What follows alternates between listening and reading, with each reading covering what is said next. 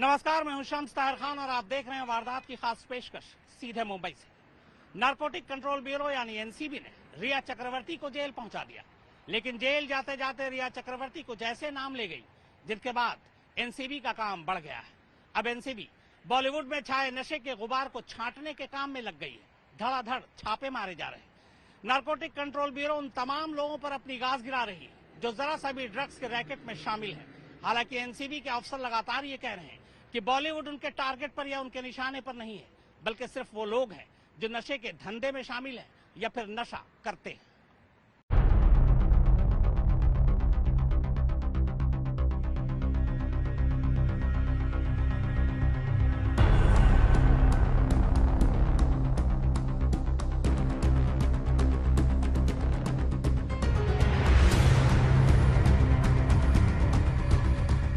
सुशांत की मौत के बहाने बॉलीवुड की ड्रग मिस्ट्री की जांच कर रही एनसीबी नशे के सौदागरों पर कहर बनकर टूट रही है।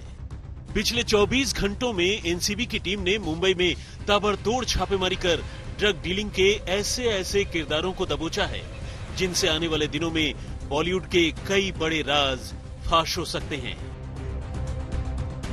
सेलिब्रिटी स्टेटस के पीछे छुपे नशे के कई कारोबारियों के चेहरे से नकाब हट सकता है। गुरुवार की सुबह से शुरू हुई एनसीबी की ये छापेमारी कितनी बड़ी और अहम थी, इसका अंदाजा इसी बात से लगाया जा सकता है कि नारकोटिक्स कंट्रोल ब्यूरो की इस दबिश का सिलसिला करीब 20 घंटे तक यानी शुक्रवार भोर तक जारी रहा।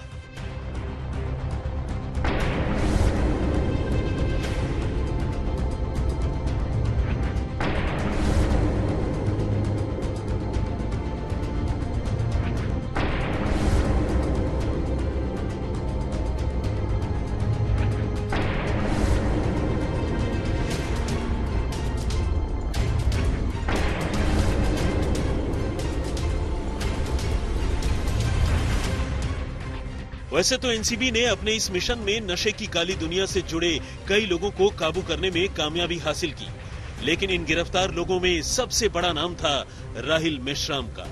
जी हां, उस राहिल मेश्राम का जिसके बारे में बताते हैं कि उसके बॉलीवुड में कई सेलिब्रिटीज से डायरेक्ट कांटेक्ट हैं, यानी जो फिल्मी सितारों को सीधे ड्रग्स की खेप पहुंचाया करता है। एनसीबी को राहिल के बारे में तभी खबर मिल गई थी जब उसने रिया और शौविक से लंबी पूछताछ की थी। दरअसल राहिल न सिर्फ रिया और शौविक को जानता था, बल्कि रिया की ड्रग्स मंडी के दूसरे किरदारों मसलन अनुज केसवानी और कैजान इब्राहिम से भी उसके रिश्ते थे। लेकिन एजेंसी राहिल पर हाथ डालने के लिए सही घड़ी का इंतजार कर रही थी, और वो घड़ी आई गुरुवार को, जब राहिल के वर्सोवा के मकान में एनसीबी ने अचानक दबिश दी। यहां से एनसीबी को राहिल तो मिला ही, उसका मुंह खुलवाने पर ऐसे राज बाहर निकले जिन्हें जानकर कुछ देर के लिए एनसीबी भी चौंक गई। राहिल ने खुद तो कई सेलिब्रिटीज को जानने और उन तक ड्रग्स पहुंचाने का दावा किया ही। उसने अपने एक बॉस का भी नाम लिया, जिसकी बॉलीवुड में पैठ और गहरी बताई जाती है। राहुल विश्राम को मुंबई से नारकोटिक्स कंट्रोल ब्यूरो ने हिरासत में लिया है। उसके पास से करोड़ों की ड्रग्स और लाखों रुपए बरामद हुए हैं। लेकिन जो सबसे बड़ा खुलासा है कि राहुल विश्राम बॉलीवुड में कुछ लोगों को ड्रग्स सप्लाई करता है। इससे बड़ा खुलासा ये कि राहुल विश्राम पहले से गिरफ्तार ड्रग्स पेडलर के संपर्क में था। इसके अलावा रिया चक्रवर्ती और शौविक चक्रवर्ती से भी संपर्क में था। राहुल विश्राम का जो बॉस है वो ड्रग्स की दुनिया का सबसे बड़ा माफिया है। लेकिन ये तो रही इस ड्रग पेडलर की गिरफ्तारी की बात। एनसीबी की माने तो इसके और इस जैसे दूसरे ड्रग पेडलरों के पास से उन्हें नशे की बड़ी खेप भी हाथ लगी है। एनसीबी को राहिल के पास से करीब 1 kilo high quality Malana cream hashish मिली है। हिमाचल से आने वाली इस हशीश की कीमत करीब 3 से 4 करोड़ रुपए बताई जाती है। इसके अलावा एजेंसी को उसके पास से 4.5 लाख रुपए भी मिले हैं। एनसीबी ने अंकुश अर्नेजा, रोहन तलवार, नौकथोंग और विशाल सालवे को भी पकड़ा है। नशे के कारोबार से जुड़े इन लोगों के पास से भी एजेंसी को मारिजुआना हाथ लगा है।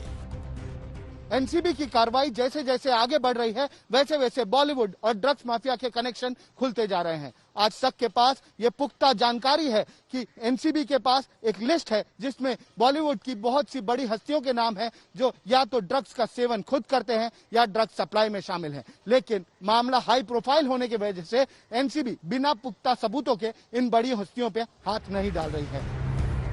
उधर छानबीन के सिलसिले में एनसीबी को शौविक और अनुज केसवानी के बीच हुई एक और ड्रग चैट की जानकारी मिली है।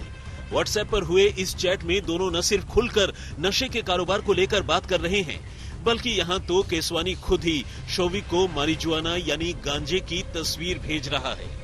तस्वीर देखकर शौविक केसवानी से पूछता है, ये तो छोटी कली है पर इसमें बड़ी कली भी होगी। हाँ है। ठीक है, मुझे ये दिलवा दो। माल जो आ रहा है वो अच्छी क्वालिटी का रखना, स्टफ अच्छा रखना। पिछली बार जो माल आया था वो ठीक नहीं था। हाँ ठीक है भाई, मैं खुद ही जा रहा हूँ लेने। थैंक्स ब्रो, पर कितने बजे तक आओगे डिलीवरी करने? क्या ये 50 ग्राम होगा? 3:30 से 4 बजे के बीच। गिरफ्तार पेडलरों के कबूलनामे, उनके पास से बरामद नशे की खेप, पेडलरों के साथ हुई चक्रवर्ती भाई बहन की चैट समेत ऐसे कई सबूत एनसीबी के पास पहले से ही मौजूद हैं, जो उनकी मुसीबत बढ़ा सकते हैं। ऊपर से इस मामले में हर नई गिरफ्तारी से भी रिया और शौविक बुरी तरह फंसते जा रहे हैं। एनसीबी के सूत्र बताते हैं कि अभी बॉलीवुड पर असली कार्रवाई तो बाकी है। जाहिर है ऐसे कई सेलिब्रिटीज के लिए आने वाले दिन मुसीबतों से भरे हो सकते हैं, जिन्हें अब तक आप बड़ी इज्जतो एहतराम की निगाह से देखते रहे हैं। दिव्येश सिंह के साथ अरविंद ओझा, मुंबई, आज तक। सुशांत की मौत के बाद सुशांत के बैंक खातों और पैसों को लेकर बहुत सारी बातें हुई। सुशांत के खाते से 15 करोड़ गायब होने की भी बात की गई, जिसका सच आज तक ने आपके सामने रखा था। अब उसी सुशांत के कुछ और बैंक खाते आज तक के हाथ लगे हैं।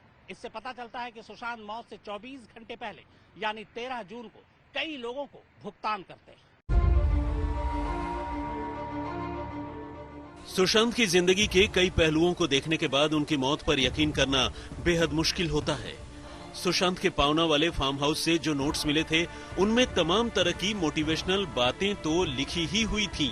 साथ ही सुशांत अपने करियर को लेकर कितने सीरियस थे, वो भी इन नोट्स से पता चलता है। सुशांत के नोट्स की तरह ही सुशांत के बैंक खाते की डिटेल आज तक के हाथ लगी है। इस बैंक डिटेल के मुताबिक 13 जून तक सुशांत लोगों को पेमेंट कर रहे थे, यानी 13 जून तक कुछ भी असामान्य नहीं था।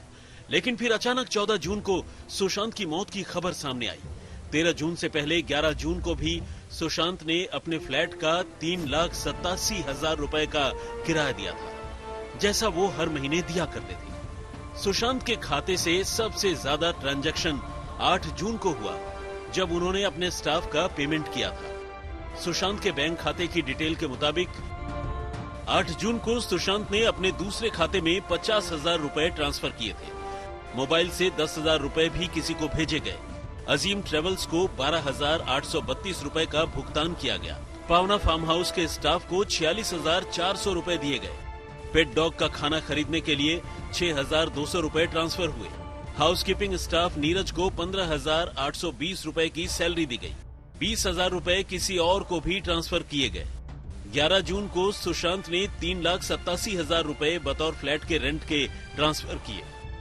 13 जून वीडियो गेम्स के शौकीन सुशांत ने 29,000 रुपए गेम्स की पेमेंट में दिए। 10,000 रुपए डॉक्टर को कंसल्टेंसी फीस के लिए दिए गए। बैंक अकाउंट से 4,500 रुपए भी उसी दिन ट्रांसफर किए गए थे।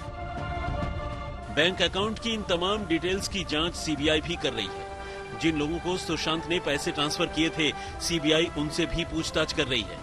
सीबीआई सुशांत के बैंक खातों की भी जांच कर रही है, क्योंकि सुशांत का परिवार रिया और उसके परिवार पर सुशांत के बैंक खाते से करोड़ों रुपयों की रकम हड़पने का इल्जाम लगा रहा है।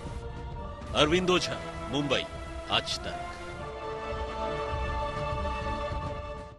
तो मुंबई से वारदात की खास पेशकश में फिलहाल इतना ही, मगर आज तक पर खबरों का सिलसिला लगातार जारी है।